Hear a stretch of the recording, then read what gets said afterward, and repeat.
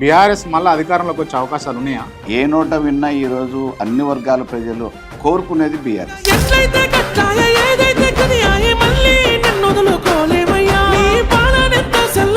రేవంత్ రెడ్డి ఇచ్చిన హామీలన్నీ కూడా అన్ని నెరవేరిస్తే ప్రజలు రేవంత్ రెడ్డి వైపు ఉంటారా లేకపోతే మళ్ళీ బీఆర్ఎస్ వైపు చూస్తారా? మొన్న రైతు బంధు వేసిండు మొదటిసారిగా ఆయన గవర్నమెంట్ లోకి వచ్చిన 5వ విడతలో. ఇప్పుడు ఏమైంది? నడ్డివిరి చేసిండు వ్యవసాయాన్ని. నీళ్లు లేవు, కరెంట్ లేదు. నీళ్లు అంటే వర్షం పైన బోర్ పెట్టి రేవంత్ రెడ్డి చల్లాడు కదా నీళ్లు. దూరదృష్టితో ఆలోచించలేని, అనుభవం లేని, అవగాహన లేని, రైతాంగం పట్ల శ్రద్ధ లేని రేవంత్ రెడ్డిని ఎప్పుడు పంపిద్దామా అని చెప్పేసి ప్రజలందరూ ఎదురు చూస్తున్నారు. ప్రజలు చూస్తుర్రా లేకపోతే మీలాగా ఓడిపోయిన వాళ్ళు మళ్ళీ అధికారంలోకి రావాలని మేము ఆలోచనతో అంటున్నారు. పాన్ షాప్ వాళ్ళని అడిగినా, పంచర్ షాప్ వాళ్ళని అడిగినా, రైతులను అడిగినా, ఉద్యోగులను అడిగినా, విద్యార్థులను అడిగినా ఒకటే మాట, కేసీఆర్ రావాలి కేసీఆర్, కావాలి కేసీఆర్ అంటారా? ఇది ప్రాస బాగుందని వాడుతురా ఏంది మీరు? ఎవరు అడగకపోయినా ఇచ్చిన కేసీఆర్ని మళ్ళీ కావాలని కోరుకుంటున్నారు. జరగబోయే సత్యాన్ని చెప్తున్నా. గొల్లమల్లయ్య యాదవ్ జోస్యాలు చెప్తాడా? 18లో మీకు టికెట్ ఇచ్చినప్పుడు మీరు గెలిచి 23లో ఎందుకు ఓడిపోయారు మీరు? 23లో ఎండిపో రకరకాల ఏదో అయిపోయారు దొడ్డిదారిన అనేక రకమైన ప్రయత్నాలు నా టికెట్ పీకాలని చెప్పేసి ఆలోచించిన కేసీఆర్ గారు ఒకటే మాట చెప్పిండు. ఎట్లా ఉన్నారు మీ ఎమ్మెల్యే గారు? ఎట్లా ఉన్నారు? హైదరాబాద్లో, బెంగళూరులో ఉంటారు. ఉంటే హైదరాబాద్లో ఉంటారు, బెంగళూరులో ఏం పని ఉంటుంది? ఎప్పుడన్నా వస్తారు, విహారయాత్రకు వచ్చింటారు. అంటే ఎమ్మెల్యే గారు అందుబాటులో ఉండలేరు. మామూలుగా 2014లో ఎమ్మెల్యే అయినప్పుడు లేరు, ఓడిపోయినప్పుడు లేరు, ఇప్పుడు గెలిచినప్పుడు లేరు, రేపు ఉండరు. ఇది మీరంటున్న మాటనా, ప్రజలు అంటున్న మాటనా?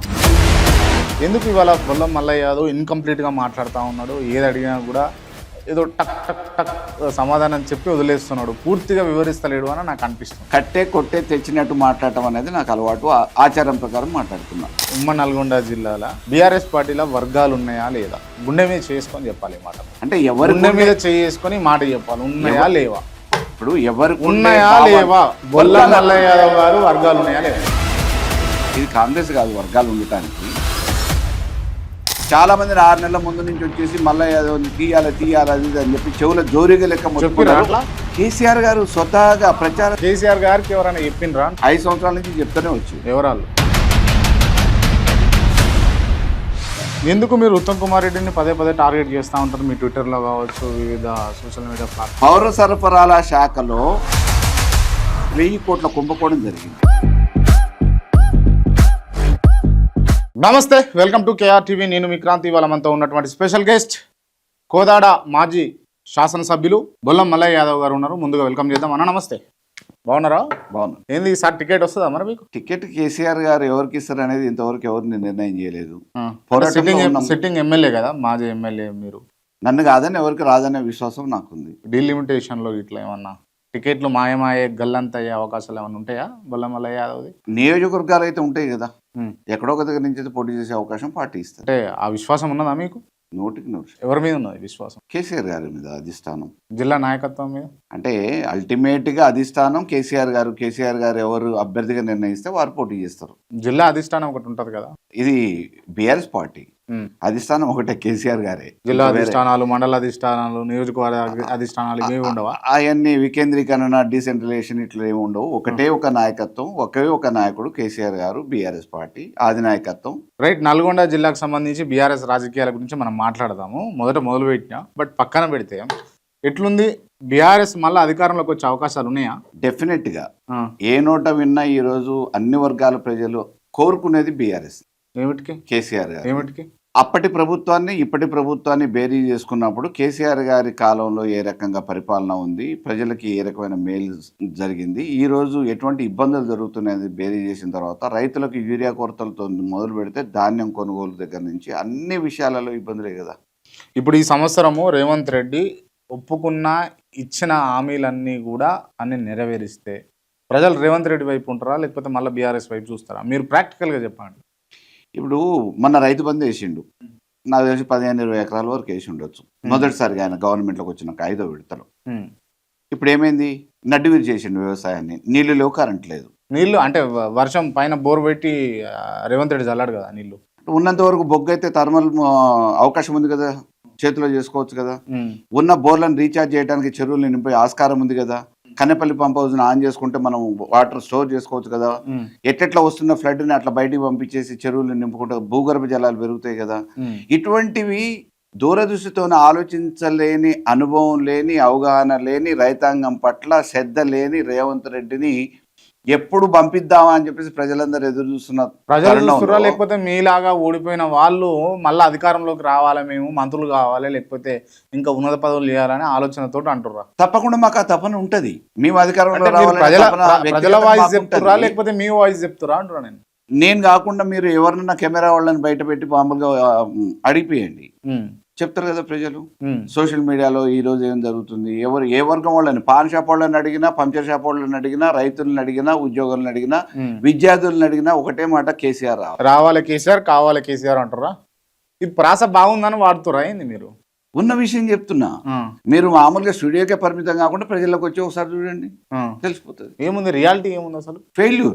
ఫెయిల్యూర్ అంటే 2 టర్మ్స్ ముఖ్యమంత్రిగా కేసీఆర్ పనిచేసినప్పటికీ అంటే దాదాపుగా 9.5 ఏళ్ళు పాలన సాగించినటువంటి పార్టీని పక్కన పెట్టిరు ప్రజలు. అంటే దానికి రీజన్ ఏంటి అంటే ప్రత్యామ్నాయంగా రేవంత్ రెడ్డి ప్రభుత్వాన్ని, కాంగ్రెస్ ప్రభుత్వాన్ని ప్రజలు ఆదరించారు. అంత ఈజీగా మళ్ళా డైవర్ట్ అవుతారంటారా?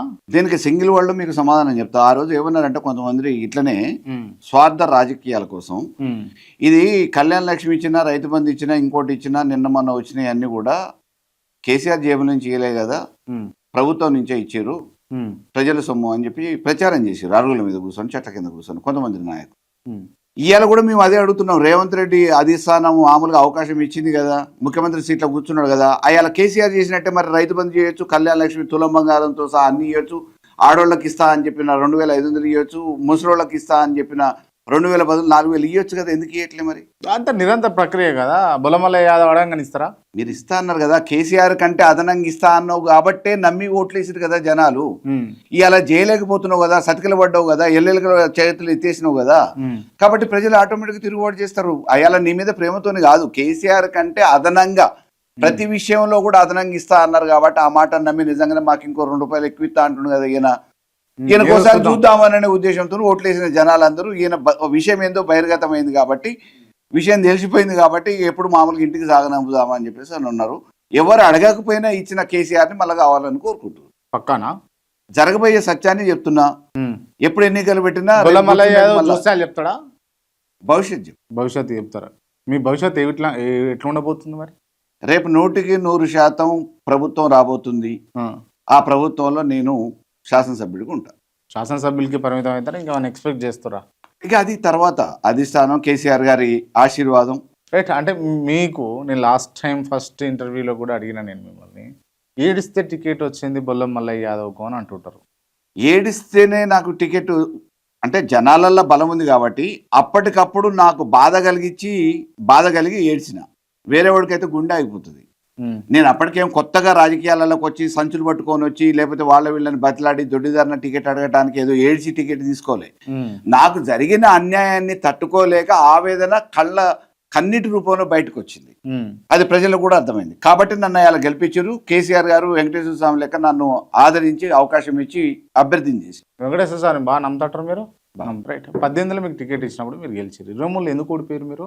23లో ఎన్ని రకరకాల ఏదో అయిపోయారు ప్రజలందరూ కూడా చెప్తున్నా కదా.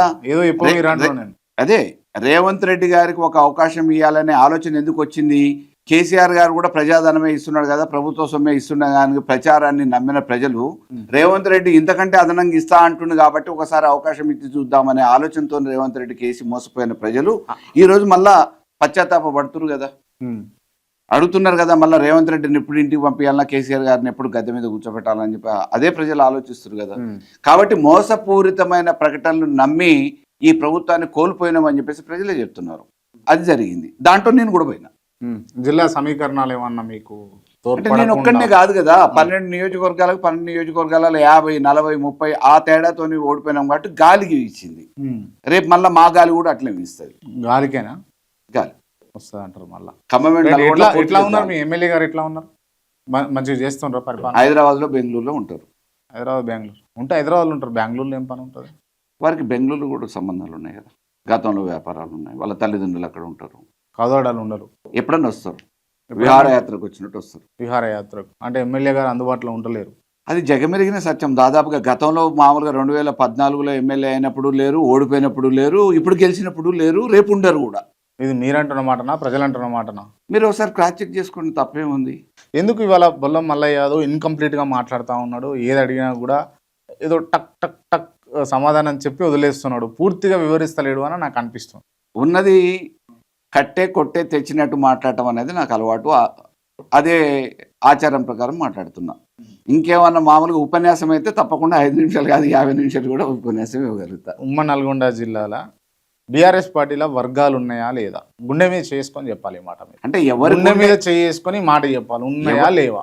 ఇప్పుడు ఎవరు ఉన్నాయా లేవా? బొల్లం మల్లయ్య యాదవ్ గారు వర్గాలు ఉన్నాయా లేవా? వర్గాలు అనలేము, ఇది కాంగ్రెస్ కాదు వర్గాలు ఉండటానికి. అధిష్టానం కేసీఆర్ గారి మాటే శిరోధార్యం ఎవరికైనా. కేసీఆర్ గారు ఒక మాట చెప్పిందంటే దాన్ని ఎవరు గేటు దాటేది లేదు. లక్ష్మణ్ రేఖ కంటే పవర్ఫుల్ ఉంటుంది కేసీఆర్ గారి మాట. మేము అంటున్నాం అంటే ఎవరి వాళ్ళ స్వతంత్ర భావాలు ఉంటాయి, ఒకళ్ళదొకళ్ళకు పొంతన లేకపోవచ్చు, కానీ ఓవరాల్గా పార్టీ కార్యక్రమాల కాడికి వచ్చేటప్పటికి కేసీఆర్ గారు ఏం చెప్తే ఏకమవుతారా? అందరు ఏకమవుతారా? కేసీఆర్ గారి మాట కదా.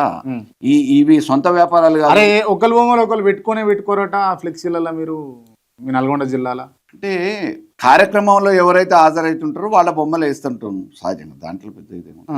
కార్యక్రమానికి ఈ రోజు మామూలుగా మిమ్మల్ని ఆహ్వానిస్తే మీ బొమ్మ ఉంటుంది.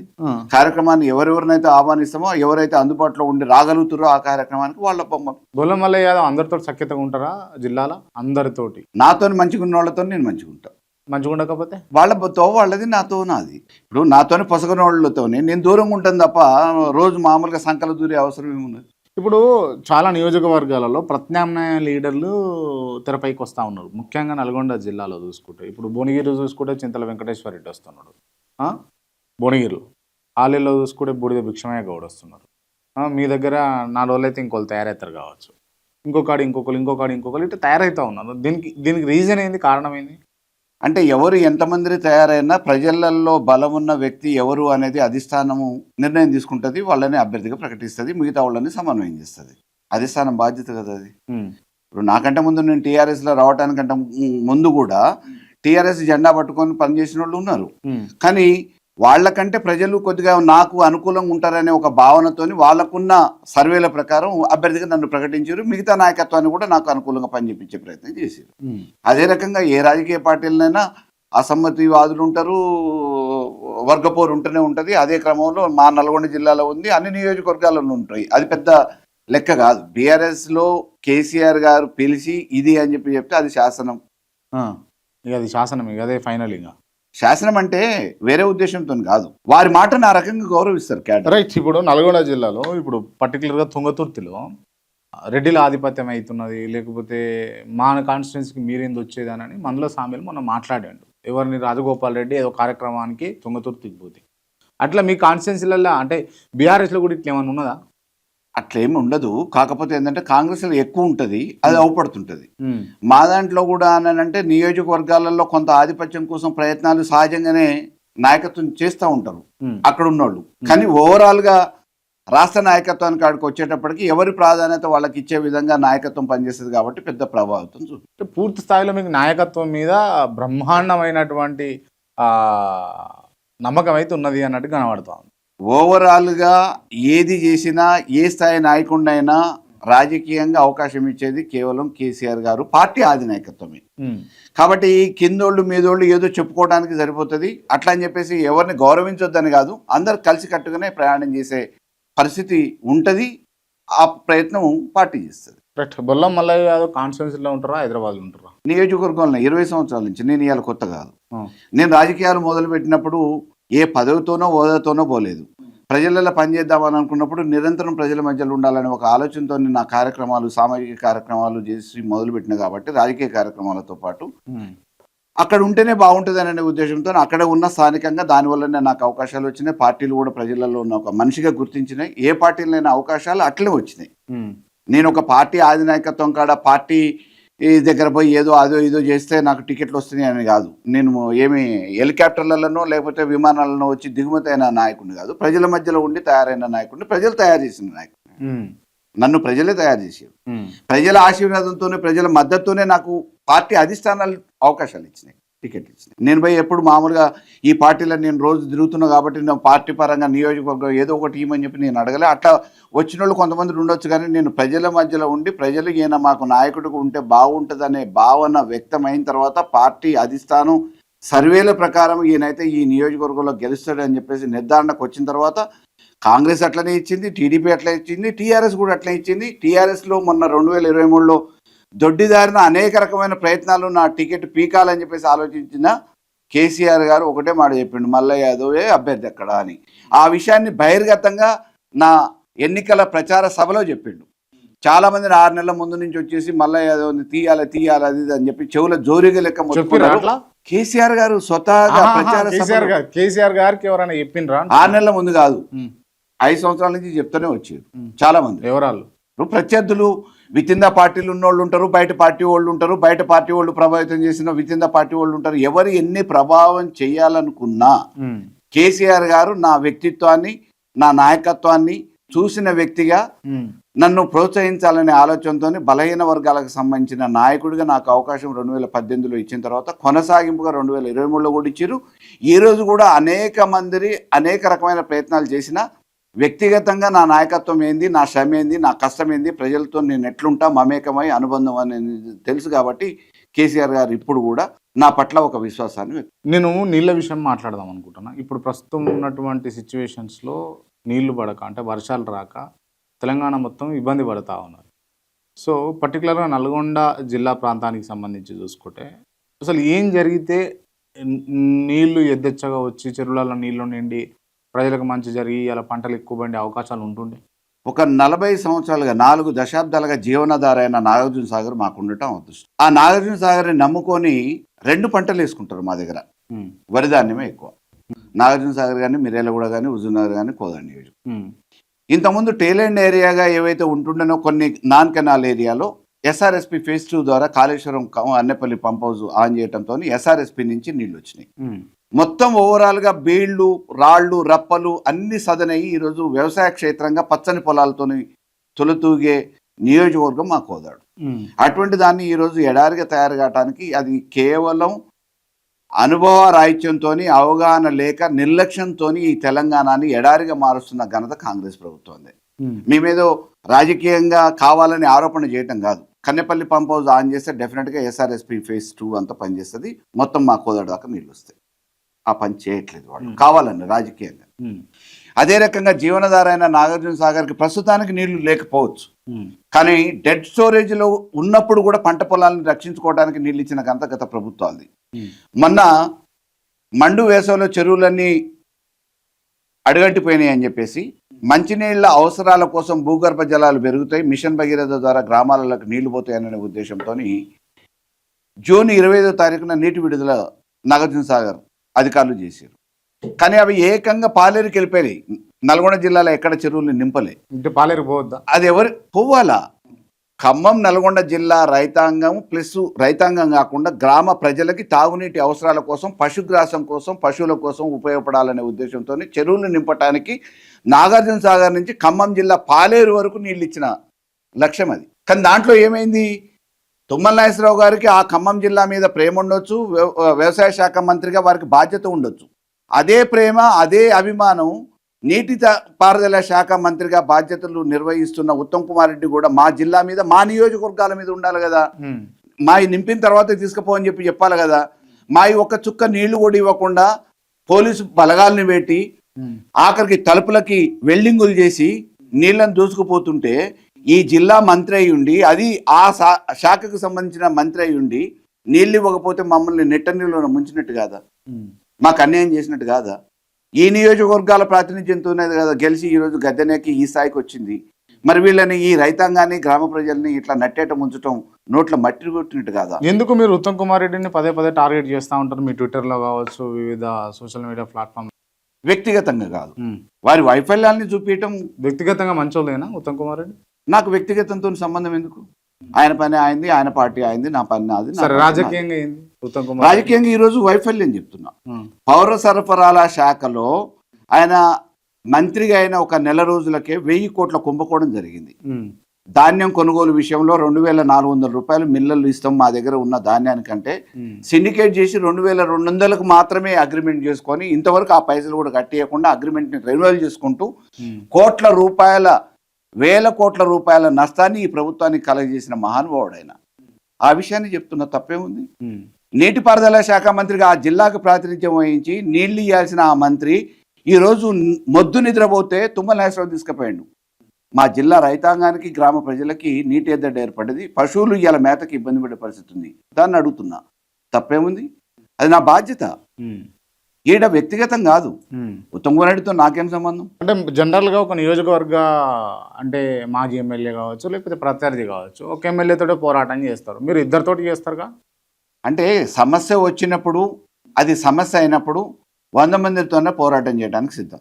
అందులో గెలుస్తామా ఓడిపోతామనే కాదు, ఆ సమస్య కోసం నా వంతుగా నేను ఎంతవరకు పోరాటం చేస్తా అనేది ముఖ్యం. ఎప్పటివరకు చేస్తారు పోరాటం మీరు? శక్తి ఉన్నంత వరకు, ఊపిరి ఉన్నంత వరకు. మీరు మొదట మళ్ళా కోదాడ ఖచ్చితంగా నేను గెలుస్తా నాకు టికెట్ వస్తుంది అని అన్నారు కదా, ఏ నమ్మకంతో చెప్తారు మీరు?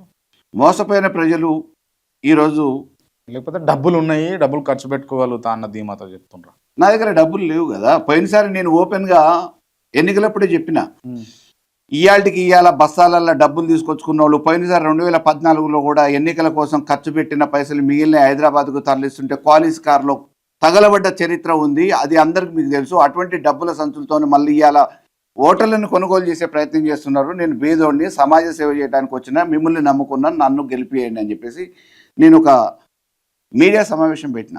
దాన్ని వేరే రకంగా చిత్రీకరించే ప్రయత్నం కొంతమంది చేశారు. ఈయన దగ్గర డబ్బులు లేవు, చేతులు ఎత్తేసినాను. నేను డబ్బులతో రాజకీయం చేయాలనే ఆలోచన ఎప్పుడు లేదు. ప్రయాణం చేయడానికి డబ్బులు అవసరం, భగవంతుని దయ వల్ల నాకు ఎంతో కొంత భగవంతుడు కలగజేసింది, అది వేరు విషయం. కానీ ఎన్నికల గెలుపుకు డబ్బులే ఖర్చు పెట్టాలనే దానికి నేను వ్యతిరేకం. అంటే డబ్బులు లేకుండా డబ్బులు లేని రాజకీయాలు కోదాడలు నడుస్తాయా? నడవకపోని నా వంతు నేను ప్రయత్నం చేస్తా, నా కాడ నా శక్తి ఉన్నంత వరకు పోరాటం చేస్తా, సమస్య మీద పోరాటం చేస్తా, ప్రజలకు లాభం జరిగే విషయాల గురించి పోరాటం చేస్తా. నాకున్న మేధస్సో నాకున్న శక్తితో నేను పుట్టిన గడ్డకు ఉపయోగపడుతుంది. నిజంగా చెప్పండి, ఒక్కసారి కూడా ఒక ఓటుకు ఇంత అని మీరు పంచలేదా? పంచటం అంటే నేను గెలిచింది ఒకసారి, అంతకుముందు కూడా ప్రతిసారి ఎన్నికలలో ప్రత్యర్థితో పోటీపడి చేయాలి కాబట్టి వాళ్ళకు పోటీపడి వాళ్ళకి అదనంగా నేనేమీ చేయలేకపోయినా, నాకు అంత పెద్ద ఆర్థికంగా కోట్లు ఎన్నికలకు ఖర్చు పెట్టే అంత కాదు. భగవంతుని దయ వల్ల నాకున్నాయి, నేనేం లేవు అన్నట్లే. కానీ ఎన్నికలలో ఓట్ల కోసమే పైసలు ఖర్చు పెట్టాలనే దానికి నేను పూర్తి వ్యతిరేకం. రైట్, ఓకే, సరే. చాలా అంశాలు మళ్ళీ మాట్లాడదాం. Thank you so much. And ఈ ఇంటర్వ్యూ క్లోజ్ చేసే ముందు కొంతమంది పేర్లు చెప్తా, వాళ్ళకి సంబంధించి ఓన్లీ 1 word ఆన్సర్. కేసీఆర్ మహానాయకుడు, కేటీఆర్ భవిష్యత్తున్న నాయకుడు, రేవంత్ రెడ్డి భవిష్యత్తు కాదు అయిపోయింది, ఆయన గతించిన చరిత్ర, హరీష్ రావు మంచి మేధావి, వ్యూహకర్త, ఉత్తమ్ కుమార్ రెడ్డి. ఇక ఆయన గురించి తెలుసు కదా, నిద్రపోతున్న మంత్రి, అవినీతి పరుడికి మరో ప్రత్యక్ష సాక్ష్యం. పద్మ, ఆమె టూరిస్టు. ఆడపిల్ల గురించి మనం ఏం మాట్లాడతాం, ఆడబిడ్డ కాబట్టి మనం ఏం మాట్లాడతాం. జగదీశ్వర్ రెడ్డి, ఉద్యమకారుడు, తెలంగాణ సాధించిన దాంట్లో కేసీఆర్ గారికి సహచరుడిగా పనిచేసిండు. క్యామ మల్లేష్, మొన్న అవకాశం వచ్చింది, కాంగ్రెస్లో అన్యాయం జరిగింది, బీఆర్ఎస్లో న్యాయం జరిగింది. పైల శేఖర్ రెడ్డి, వారు నియోజకవర్గంలో నయీం లాంటి వానికి భయపడకుండా పోరాటం చేసిండు, నిజాయితీ నాయకుడు. బడుగు లింగయ్య యాదవ్, వారు తెలుగుదేశంలో సుదీర్ఘ కాలం పాటు అధ్యక్షుడిగా పనిచేసారు. అదే రకమైన అవకాశం ఈరోజు పనిచేయడానికి అధ్యక్ష హోదాలో కేసీఆర్ గారు కల్పించారు. రాజ్యసభ అత్యంత విలువైన 100 కోట్లతోని ఇండస్ట్రియలిస్టులకు అమ్ముకునే సీట్ని ఛాయ్ కప్పు ఖర్చు లేకుండా, 50 పైసల ఖర్చు లేకుండా బడుగు యాదవ్ గారిని, యాదవ్ సామాజిక వర్గాన్ని గుర్తించి వారికి అవకాశం ఇచ్చారు. బొల్ల మల్లయ్య యాదవ్, పోరాటం ఊపిరికి బతుకుతున్నా, రాజకీయంగా అదృష్టం వరించి అవకాశం వస్తే తప్పకుండా రేపటి స్థాయిలో భగవంతుడు అనుగ్రహిస్తే ఉన్నత స్థాయికి ఎదగలుగుతాం. Journalist Kranthi. 5. Thank you so much.